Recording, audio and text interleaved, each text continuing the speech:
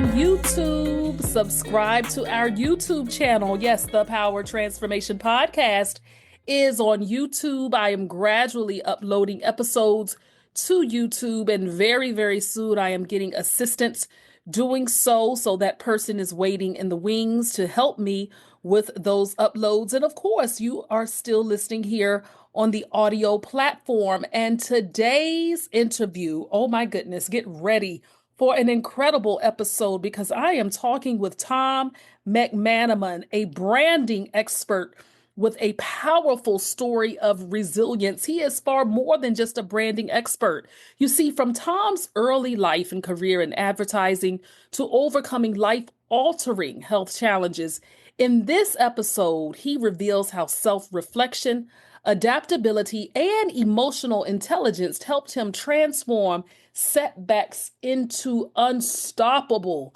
successes. Tom is so down to earth and what character he has, and beyond our roles, whether you are working for someone else, whether you are an entrepreneur, whether you are retired, whether you are on disability, beyond our statuses, we are real people with real stories. And that is what the Power Transformation Podcast is all about. It is because of you that we are able to keep this as a top ranked podcast. So thank you and welcome to our show. I am your host, Alethea Felton. And if you have not done so already, go ahead and subscribe, and share this episode with at least 10 people that you know. 10 people who can benefit from this show. And I'm telling you, perhaps you may be a guest on the Power Transformation Podcast because we all have something worth sharing. Never think for a minute that your life is not insignificant. But if we stripped away our titles, there is a core, there is an essence of who you are as a human being. And that's what we like to share here on our show. So we're going to dive into this episode with so many game-changing insights. But first, let's begin with our affirmation. I'll say it once and you repeat it. I am resilient, adaptable, and equipped to turn every challenge into a stepping stone for success.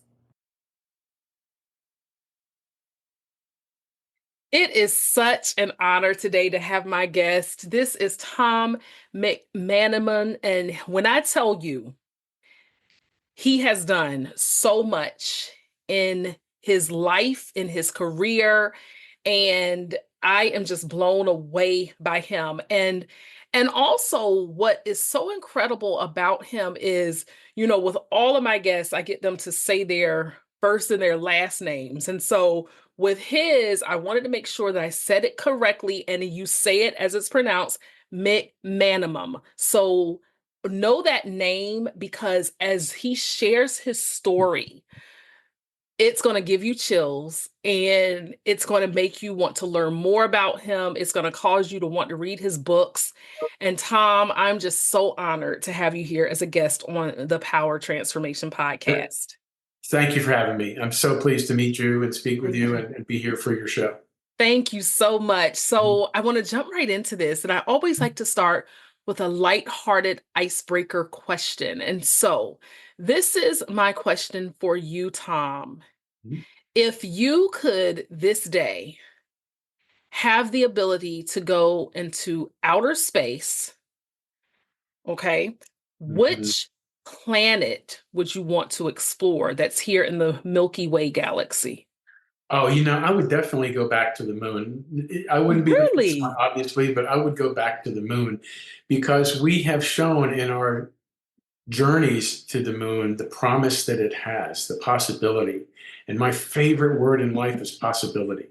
And we've already discovered through the bravery and courage of some really great people that there's possibility up there.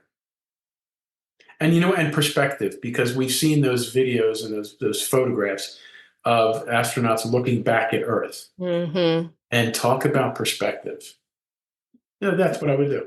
Yeah. So it's interesting. I wasn't going to ask this, but now it brings the question. When you say possibility is one of your favorite words, when you hear that word, what does it mean to you, possibility? A number of things. Some of it has to do with, my circumstances, but I always see it as an energized word. I always see it as a positive word. Yeah. Um, Even when, whatever circumstances you're facing with work, career, family, Hmm. personal circumstances, you never know what waits around the corner. It Yeah, can I be like that. awesome, right? Yeah. So the whole idea of possibility kind of vibrates. It's a word that vibrates for me. I like how you said about you don't know what's lurking around the corner because I'm such a visual person. So I actually envisioned that and that Mhm. excited me to think about it. And so, in connection with that word possibility, your life has been filled with them. So, before we get into this dive of your life and who you are Mhm. and things that you've overcome, this is the million billion dollar question. Who is Tom McManimon? Mm.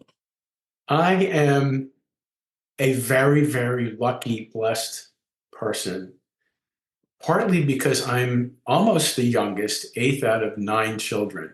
So I got the example of some unbelievably great parents and equally great brothers and sisters to sort of shepherd me and learn from them. I always joke with my younger sister that she's perfect because I'm just close to perfect. Yeah. And, I was, it's taken me many years in my life to really sort of discover my purpose of why Mhm, I'm here. What am I supposed to do under God's view? And I am imbued with creative talents. That's not to say that I'm incredibly talented or that I'm gifted.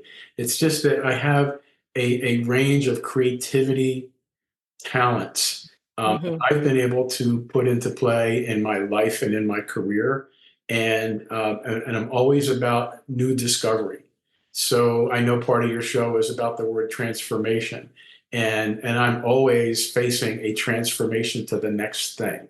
mm, I, I was a fine art kid taking art classes, but I was also a jock and I played sports. mm. And I was, the jock who painted on the weekends. I decided to be an architect because I love building things and I studied architecture. And then at the last minute, you might say in the 11th hour, I changed my course and I was a fine art painter. And I love that. And as I near retirement, I hope to get back to that. Wow. But I ended up in the advertising field in the most awesome time in the 80s. And I got incredible experiences around the country, around the world with a lot of celebrities, a lot of great work. Mhm. And then I joined a band and I'm a drummer. I've written books, I speak, I still draw and paint. So I utilize a lot of my creative skills, one to not only fulfill me, but to make people who see that or hear that or feel what I do feel pretty great about themselves. Mm. I love that. I love the fact that so many people in general, but especially with your life, all of these different aspects and you're not locked into a box. And so, what my audience heard early on was how you've had this career in advertising, branding, storytelling, and so much more. And for you to start off describing yourself as to who you are, not necessarily what you do, was absolutely perfect because it started with your roots and your upbringing. And this is what leads me to ask you this, Tom, is Mhm. that with the dynamic life that you've had, starting with your upbringing, you've shared a bit of what your childhood was like, but how did your childhood actually shape your path into advertising, branding, and storytelling? You know, I love that question. There's a number of influences that I got from my dad and from my mother and from people like coaches that sort of shaped me into, yeah, I'm in the right place and this is what I should be doing, at least at this point in my life. My dad was a government lobbyist. He did the room great. He shook hands and rubbed elbows like nobody else could. He was gifted with words. He could write beautifully. Those influences, and he even had a sort of cachet when he walked in the room. He just sort of owned the room when he walked in the room. Mhm. My mother was the most loving person you'll ever meet, and I was her project. See, there are many my brothers and sisters before me. were ultimately in their lives became lawyers. There's 4 lawyers and a judge and one who works for a lawyer. So if you can imagine the political conversation and law, and all of that. And I was the painter. I mean, I think my father thought that was fun, but what's he going to do with that? And my mother said, I got him, bud. I got him. He's mine. And so it was a very loving environment, very competitive, because I think I said to you in an earlier conversation, I grew up in an era where everybody had 9, 10, 11 kids. So we had our own ball teams. We had a whole team just in the family, if you think about it. We had a basketball court in my backyard, and the entire community played in my backyard. I couldn't get into games, and I lived there. It was very competitive. The dinner table was competitive. So, we learned how to, toughen up around the edges, and be persistent. And, when things get tough, you just let the tough get going. Right? Yeah. So, I found my way into advertising as I was exiting college. And I didn't even know it was a global ad agency. It just happened to be an ad agency in New York. Pretty great place to be. And I cut my teeth in the bullpen and grew as an art director. And it really helped. I had some incredible people working with me. And so their example helped me think about messaging, not about just the mechanics of typefaces and images and photography. It was about the quality and relevance of messaging in advertising, which ultimately later on led me to write a book and led me to start speaking and led me to have a message to help people. I see. I see how that path was paved even before you realized that it was going to be such a pivotal part of your life. Sure. Yeah. And so as you had this fantastic start in life and launching into a career that you would have dreamed of, what I want to shift into is what are some pivotal moments? So maybe even one. So what is a pivotal moment early in your career that actually laid the foundation for where you are today? When I left my first ad agency and went to another one, Oh. I worked at a tremendous ad agency, became a young art director, got involved in everything. And then I left for another agency, and I had a creative director and a mentor there who helped me really understand what's called positioning and helping people carve out their own specific niche and how to compete in my little piece of real estate. That completely changed the way I thought about creativity and messaging. So that was a pivotal moment. Okay. Another hugely pivotal moment was meeting my wife, because your perspective changes, when you find love. It totally changes. And having kids and all of that, like I said, I had an unbelievably great, magical upbringing. My family was awesome, great memories. Everything was perfect. I mean, people who say, "Yo, you're going to experience some troubles in your life," I'm thinking, well, when's that coming, right? and what awaits you around the corner, you don't know. That's right. Yeah. Life can be unpredictable, no doubt about it. And you had a life-changing, unpredictable event that's kind of started what I would have to say a somewhat domino effect to that very answer to you never know what awaits you around that corner. So I'd like you to go back. We're recording this in 2024, end of 2024. But I want you, Tom, to go back to 23 years ago, which was in 2001, because something life altering really happened to you that started off as a major celebration after a lot of hard work. So take us back to something that happened September 10th, 2001. And then what happened subsequently the day after that started to really change your life forever? That day shook me to the core, as it did most people around the world. The ad agency that I was working for was on a high. We were tremendously successful, growing. We worked day and night. We worked weekends. We got into a zone where we were pitching everything in sight and almost winning everything in sight. So we grew very quickly from a small little agency, about 40 million in billings, to 180 million in billings, which completely changed the culture and who you hire and who you're working with and who you get to pitch. So, we were tired, we were weary, but we were excited and we were making money and being successful. And the agency was purchased. And as it was purchased, um, we had a celebration in the World Trade Tower, the South World Trade Tower, just the night before 9/11. And it was really just to witness the signing of the documents and celebrate, a new ad agency. It was in the tower because an agency, a client that we served was the Port Authority of New York, New Jersey. And so they gave us a space to work with anytime we were there to meet with them, of course, but also for other reasons. So we had a sort of satellite office in the tower. And so we were there late in the day into the evening celebrating, toasting glasses and saying, we didn't even really know, those of us who were management of the agency, what would that mean the next day? Were we out of a job? We had no idea what was going to happen only hours later. And of course, what happened hours later was, the global attack on the United States and the towers. I never, ever, I'm getting the chills just telling you about this. Never would have expected that they would be, would come down, right?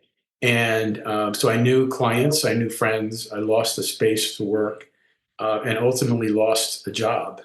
The agency that we had that was purchased was still purchased, but they essentially said to themselves, thank you for growing the agency. Goodbye. Here's your package and thank you. So, I was completely, completely blown away. Who am I to not have been there that morning? Who am I to be only hours away from that kind of, loss of life? There's many, many people who missed even just getting in on time that day, right? And so it completely just shook me up, and I didn't realize it for years how much it shook me up. Right. So a quick clarifying question. Although you weren't there on the day of, I think that your story is still so powerful because we hear stories of people who either were supposed to have been and weren't, or a case like yours, nobody thinks about the people who were there just the night before. And knowing that they weren't going to be there the next day because we don't know what a day will bring. So if you can remember, Tom, will you take us to the exact moment when you even learned there was an attack? And how did you process or feel that in the moment, or were you just trying to make sense of everything? The exact moment in my agency, I had a television in my office and no one else did. Now think about it. I mean, so everyone in the building came to my big giant office to see what was going on. A colleague of mine had been in New Mexico to visit parents, and he saw it on the news and called me. He said, "Just turn on your TV right now." And I was getting started a little bit late because we had a late night the night before. So I turned it on and we just, what? And it all unfolded, not even global news. They watched one by one unfold, right? And so I just was thinking about the space I was just sitting in hours before, the people that we were with just hours before, the elevator shaft, there were 4 different levels of elevator shafts in that building. The second airplane that hit on the South Tower was 2 floors above where we were. Oh my goodness. So I had, I didn't even think about, for a good year or two, I would have I wouldn't say disruptive nightmares, but just visions of flaming jet fuel coming down on me, or the faces, because I'm a really visual person. I remember everything visually. Faces of people that I knew that were just cindered. That's right. Right? Yeah. We went back to a building a block away for a meeting a month later, and it was the beginning of what they called the pile, right? And Mhm. there was a woman who worked for the Port Authority who was forever wheelchair bound. Oh, And we figured, well, no way she survived. No way. And she wheels herself into the meeting. what? We got the chills and we were teary and we thought we had no tears left, right? My And she gosh. wheeled herself into the meeting. She had been carried all the way down by two guys, including the wheelchair. Now I got chills off of that. Oh Yeah. my goodness. So, and I had just been informed that I was out of a job. As an Hmm. agency partner. Mm. So I was totally just like, well, okay, what else you got for me? What else you Whoa. got, right? I decided to start my own ad agency from my home. And even that took me a long time to realize, oh, yeah, what I was really doing was setting up in Hmm. the safe security of my home, Hmm. you know? Mm. And then building from there. And I'm a builder. I Yeah. constantly build things. So, Yeah. I sort of compartmentalized all that over here. That was bad. That was awful. But what are you going to do? This is all about my story about resilience, right? Uh, Hmm. okay, the sun rises. You had a good night's sleep. You woke up. Holy shit, I woke up. Now what am I going to do? Hmm. Okay. So it's all about rebuilding your path forward. And that's what I was doing. And I know earlier you mentioned about, marrying your wife was one of the greatest choices that you ever made. How was your wife of support to you during that time of you having to deal with the thoughts and the ideas of the fact that, okay, you knew people, you were there, and then losing your job? How was she of support to you during that time?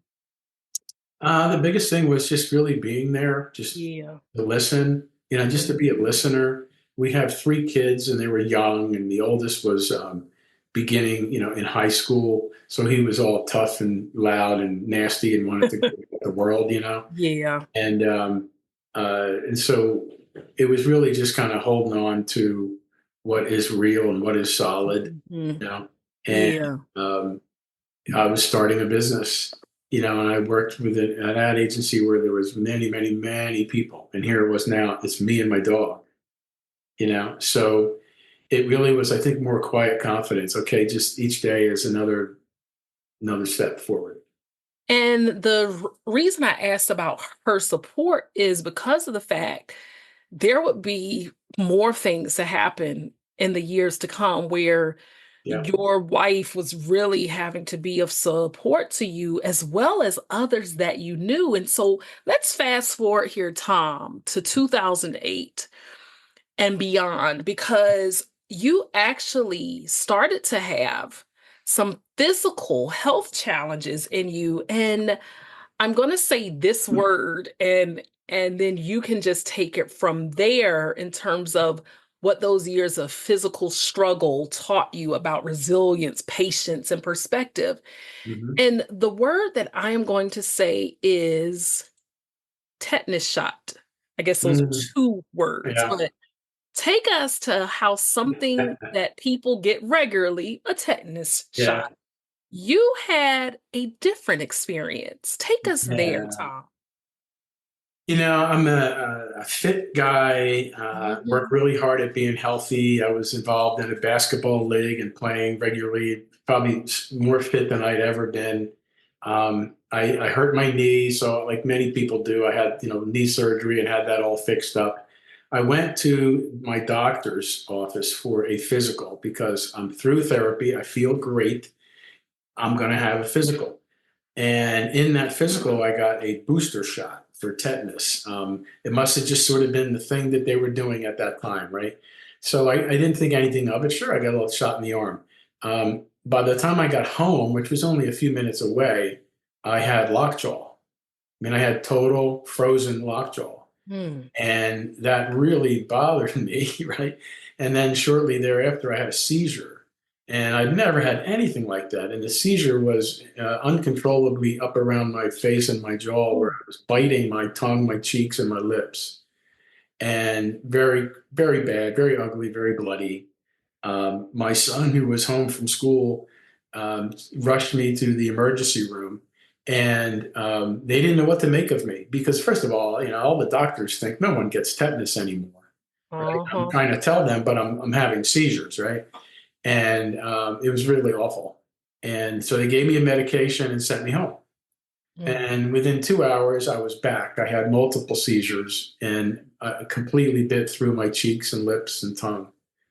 And it was awful. So I was back in the ER within a couple hours. And they sent me they sent me home with another prescription that was Oh my gosh. a full level, higher level muscle relaxer. And we had an appointment scheduled for first thing in the morning, like 5 o'clock in the morning. So, I thought I'd never had any kind of emergency. So I thought, okay, they're doctors. Who am I? I'll go home and I'll listen to them. So our daughter was an elite swimmer, and we wanted to see her swim in the championships a couple hours away. So we went, and mostly because I felt horrible. I felt absolutely horrible, but I didn't want to be home alone. So we Mm-hmm. went, right? That's right. And I didn't have any kind of a seizure in front of, thousands of people at a swim arena, but I still felt horrible. Well, on Mhm. the way home, keep in mind, I'm thinking, okay, I just need to make it to 5 a.m. I just need to make it to 5 a.m. and then I'll be, with a team of people. We're driving home on the highway, 295 in New Jersey, and I have a seizure in the car and I bite right through my tongue. And my teeth are locked through my tongue and bleeding coming down. I couldn't open my mouth. Fortunately, I was not driving, I was the passenger. And it was frightening. It was uncontrollable. It was really scary. And so, we went right to the hospital, and I had my appointment, and I had suddenly an entire team on me. Like everyone that was a neuro title, anything was on me. And essentially, what they did is they shut down my whole nervous system, and I was like a 100-year-old laying in bed. Mm. And I remember everything that happened on the first day. I was there for 6 days. And in the space of 6 days, they ran every kind of test the hospital could run. I had a spinal tap. I had 2 CAT scans, 2 MRIs. I had all kinds of drugs in my system. And by the end of 6 days, uh, I was now coherent. It wasn't affecting me anymore in my Mm-hmm. system, right? So they came to me to talk to me, and my mouth is all sewn and glued. My tongue is like sewn and glued, and I'm all puffy still. So I can't really talk. And I couldn't eat for 6 days. So I lost 28 pounds. In 6 days, Yeah. 28 pounds. Yeah. Yeah. Ooh. And so there's my, some family members beside me. And one of my sisters is a nurse, so she understands anything they're going to say. And they say to me as a team, we determined that you got a full load dose of tetanus from a tainted inoculation shot. Ooh. And it sent your whole nervous system haywire. And I'm thinking, yeah, well, hell yeah, right? Uh-huh. And it's waned its way through your system by now. So no worries there. You need a lot of healing going on up here. So before we're gonna send you home. Before you go home, there's a gentleman here from the CDC that needs to interview you because you're a case that needs to be reported to the CDC. Mm-hmm. So we have a conversation, and then I get ready to go home. And they said, well, before you go home, we have another thing we need to discuss. And I said, what's that? And I really didn't say, what's that? I could hardly say anything. Mm-hmm. And I just endured a nightmare, an absolute nightmare, uncontrollable pain and discomfort. And by the way, my tongue got cut off. That's right. Yeah. And they said, well, we found in your last MRI what appears to be a dangerous looking brain aneurysm that needs attention. You were walking And around with a brain aneurysm. yeah. And if I had gone back onto the basketball court within a couple of weeks, which I was going to do, I would have fallen on my face and died. Oh my goodness. So I got the chills. I am even getting them now, and that's so many years later. I got the chills, and my family members are in shock as much as I am. Mm. And my mother grabs my arm and my hand right next to me. My mom, she's my bestie, and she's rubbing my arm and rubbing my hand. And in that moment, I'm thinking, as scared as I am, of what else you got for me, Lord, right? Mhm. But it was the oddest, most comfortable thing that I've ever felt in my life, which was my mom rubbing my hand saying, okay, we got this too. We got this. Just the next thing. It's just the next thing. We got this. And I tell you that because for me, it was complete reality. And my mother had already been passed away 17 years. Wow. Yeah, Wow. Your mother's spirit came to be beside you. absolutely. Oh my Absolutely. goodness. It was an I odd believe it. feeling because I was shocked and scared, but comfortable at the same Hmm. moment. I believe it. Yes, sir. So, I didn't want to ever be back in a hospital. Now you're telling me I have a brain aneurysm that's about to blow. So we had basically about 3 weeks to get our wills done, to consult surgeons, for me to get work taken care of and covered by other people and by my clients, Hmm. and just to kind of get your ducks in a row for your family, right? And we consulted with a surgeon that was renowned for doing what was ahead. He said, "I got to really though go full in. I got to take out your skull and do exploratory." And another surgeon had a less invasive approach that would take about 2 days out of work. That's it. So you would think I would go with that surgeon, and it was a big city surgeon. And Hmm. I went back to the surgeon that I first consulted, and I said, "Do you do pipeline surgery?" He said, "Well, yes, I do. You must have been talking to Doctor So and So. I forget his name, to be honest with you." And I said, "Yeah, as a matter of fact, I just came from there." He said, "You're absolutely right. I should have spoken to you about that. I do that surgery as well. I didn't want to do it in your case because it would have given you a very high chance that you'd be blind in your left eye after the surgery. Oh, I see. And I'm a visual guy, I'm a designer. He didn't Uh-huh. want to do that. He said, but we can do that, but it's chancy. Or we Mm. can do, the open cranial surgery and I'll take care of the whole thing." You So got to make all these decisions during it's really all of this. hard. They're the most difficult decisions, maybe not you'll ever make, but very difficult decisions because it's your life, right? When Of I course. consulted with this one surgeon in Philadelphia, I'm driving home alone. I went on my own, and it Mm. was the longest drive home in alone in your thoughts. What do I do? What do I do? And it was a great decision because this guy says, the surgeon he spoke with in Philadelphia was my colleague. I taught him. Hmm. So I felt really secure about that. And I had a 10-hour open cranial brain surgery to fix a very critical brain aneurysm. Mm. And, But hold on, Tom. yeah, If I'm putting all of this together, are you saying that if you hadn't have gotten that contaminated booster, then you wouldn't have known about the aneurysm? absolutely. It's Oh funny. A my friend of mine, God, it's yeah, wild. a friend of mine who saw me after the surgery said, you said the whole thing about your mom, and it's like your mom is your angel. She knew you're the talking one. You're the one that talks endlessly in your family. You talk so much all the time, Tom. Your mom knew that you had an aneurysm in trouble, and she saw to it that you got some kind of affliction that would prevent you from talking. And I, Oh you know my what, and that's God. crazy, right? But it made me Yeah. laugh hysterically at a moment when I needed to smile and laugh, Mhm. and I did. And it was yeah, pivotal moment in my life Mm.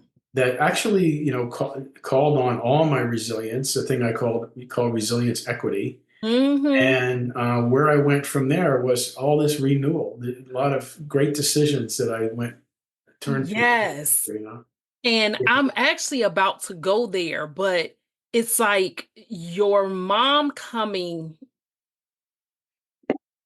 and I use the word like in a comparative form. It's like your mom coming to give you that reassurance, to me, opened up so many more windows and doors metaphorically, because she gave you that peace and that calm.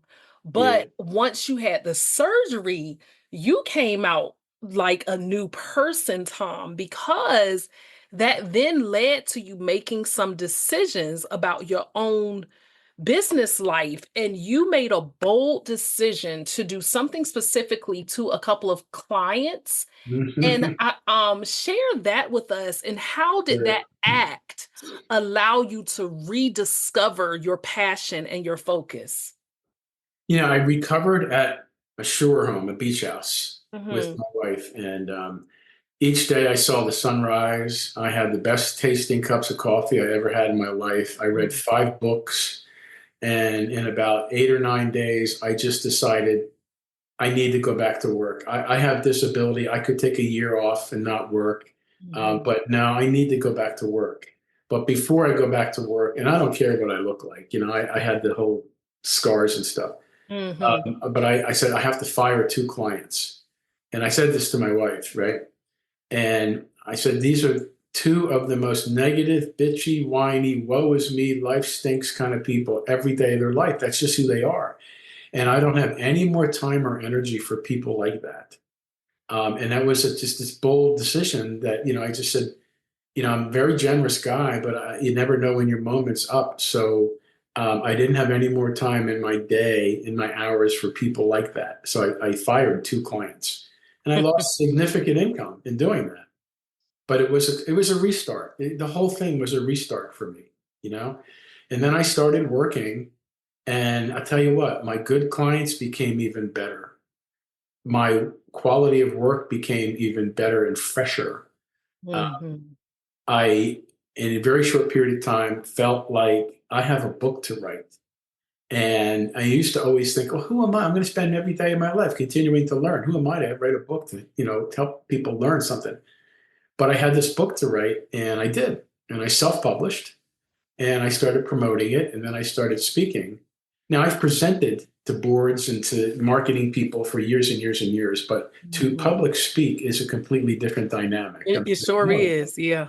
and so I went to the very, very best people to train. And it's really more about, for me, knowing the relevance and impact of your story. And it isn't even necessarily this story, than it is the mechanics of speaking. Because I kind of had that, that's easy for me. I have no fear being on stage. Mm-hmm. But so I wrote this book, and then suddenly I joined a rock and roll band as a drummer, and I started playing all this fantastic music that I grew up with a bunch of guys, and I did that for a bunch of years, and that was sort of the added, you know, material in my days and in my nights and in my weekends. That was just joy. It was just for me. Mm-hmm. I had a second book to write, and I wrote a second book on brand positioning, which is a corporate positioning dynamic. And so there I was, I did things I never did before. I never even thought about doing before. I wrote 2 books, I published them. I started speaking, I started training with the best people, and I'm playing music in a band in the clubs. Um, I really stumbled into this work-life balance, this thing that people always want to find, the work-life balance. Mm-hmm.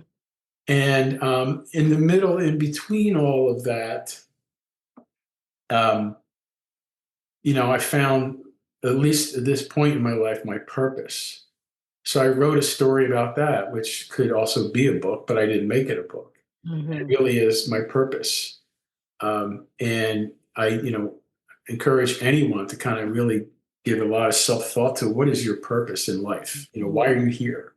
Because there were a number of things that we just went through for the last 10 minutes that hit me, that were crises, that Mm-hmm. tested, why am I still here? Mm-hmm. Now, and I have a lot of not more peace. You mentioned that word earlier, because at least I have that barometer. I have that direction. Knowing the things that I do, the people that I surround myself with.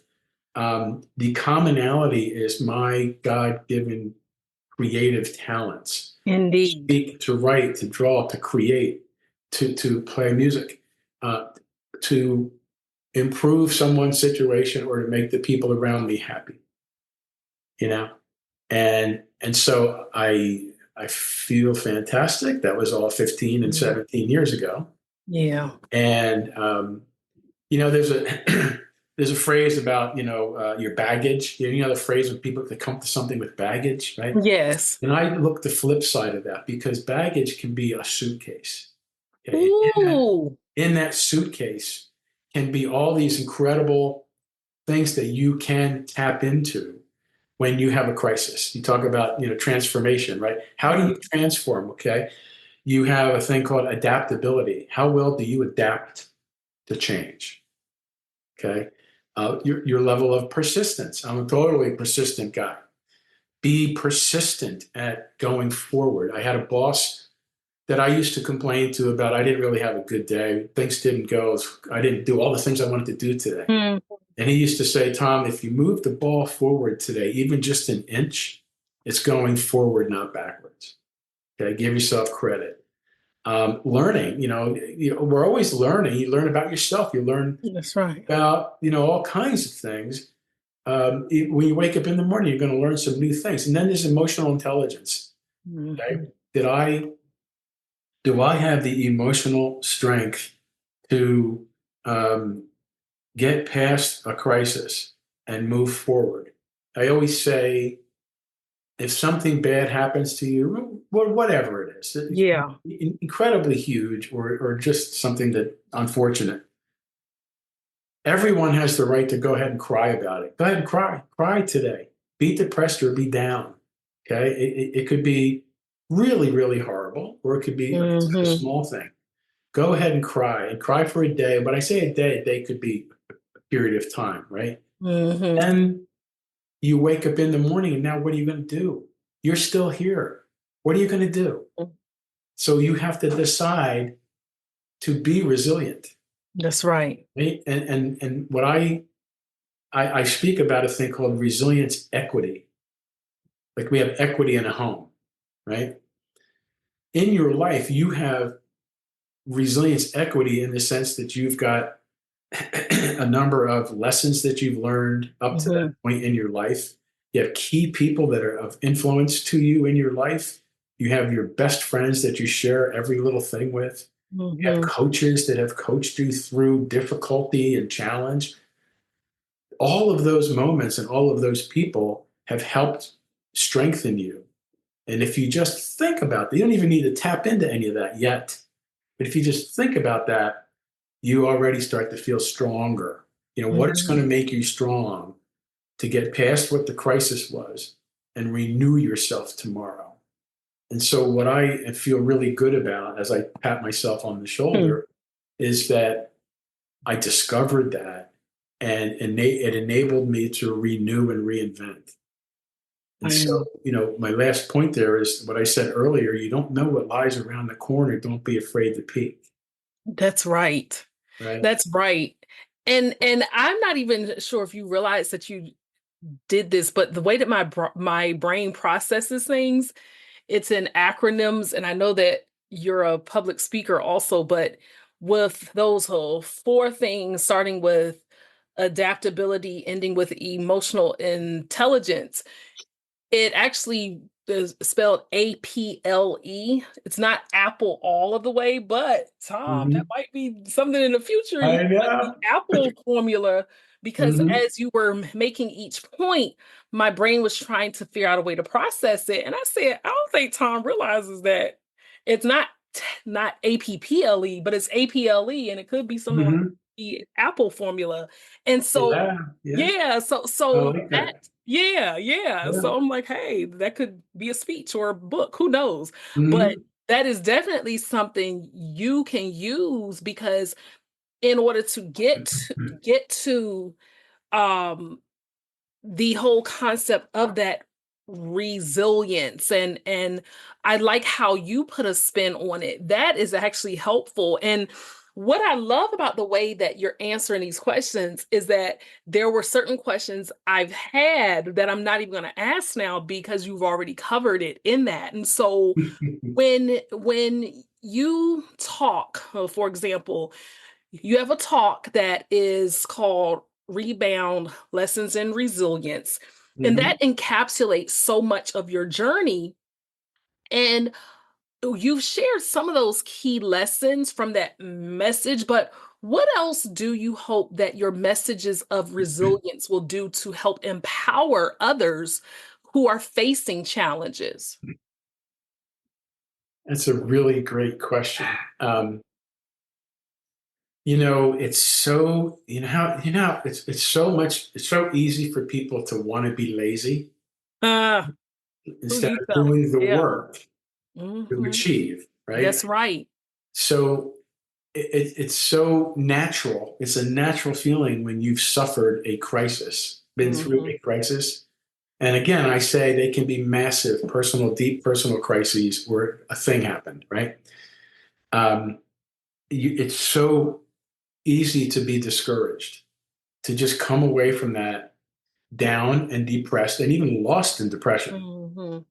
and be discouraged, right? But like I said, what happens is you fall asleep and you wake up in the morning. A new day dawns, and there's tremendous power in just trying to do one thing today that helps you get stronger. And then the next thing and the next thing and the next thing. It's like a person who's an alcoholic. Okay. Mhm. It's step by step by step. So you don't think about the massiveness I need to achieve to be wholly me again. Just try to do one thing today that helps you be stronger and then stronger and then stronger and stronger. Mhm. And it's a choice. So um, and I say this lightly because, I also think about people who lost a spouse or a child or were Mhm. raped, right? Those are massive, okay? Yeah. It still is a choice. You have a choice to stay down in the dark shadows or to try to get out. And sometimes that means you need to seek professional help That's right. and help from your very, very best friends who know you inside out, right? But you add into that mix, you have all these life lessons that helped you be strong. Um, I can't tell you how many times in my life I've been able to tap into my experience playing sports in high school. So I can still go back to this experience I had. I played football and basketball. On the football team, we were awful. We were absolutely awful. Mm. I came into a team that had lost 19 games in a row. We just couldn't even score. We were just awful. And the coach had cancer and showed up late for practice. And we just were not a disciplined group of kids. Okay. My senior year, they changed everything. They brought in a renowned coach from Philadelphia Catholic League, new uniforms, everything was new. We Mhm. went from all of that 3 years of toiling in the mud and trenches, how to be even a team to compete, to my senior year, we won the league and the state championship. Wow. What a turnaround. It was a huge Talk turnaround. about a comeback And what story. we learned was me and my best friends, we all went through all of that tough stuff together. Mhm. We weren't going to do that to our class. That wasn't going to happen.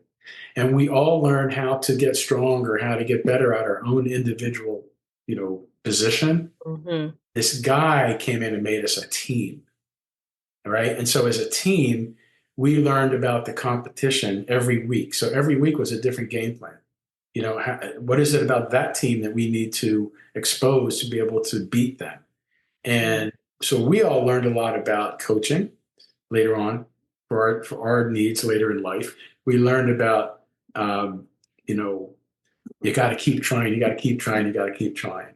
It's like I said, you don't know what's around the corner. And sometimes what's right Mhm. around the corner can be unbelievably exciting. It can be Ooh, exciting, yeah. you know? Yeah. I didn't know what waited me around the corner, and it was awful. I can't tell you how many times, God, what else you got for me? Come on, Mhm. God. And there still may be in the rest of my life more of that, right? But this word that I see so many people writing and speaking about called resilience is because it taps into everyone's need. That's Everyone, right. mental health, physical health, the stresses and pressures of just living and working today. Everyone needs to know, where do I find my resilience? You know, so that's a meaningful topic for me.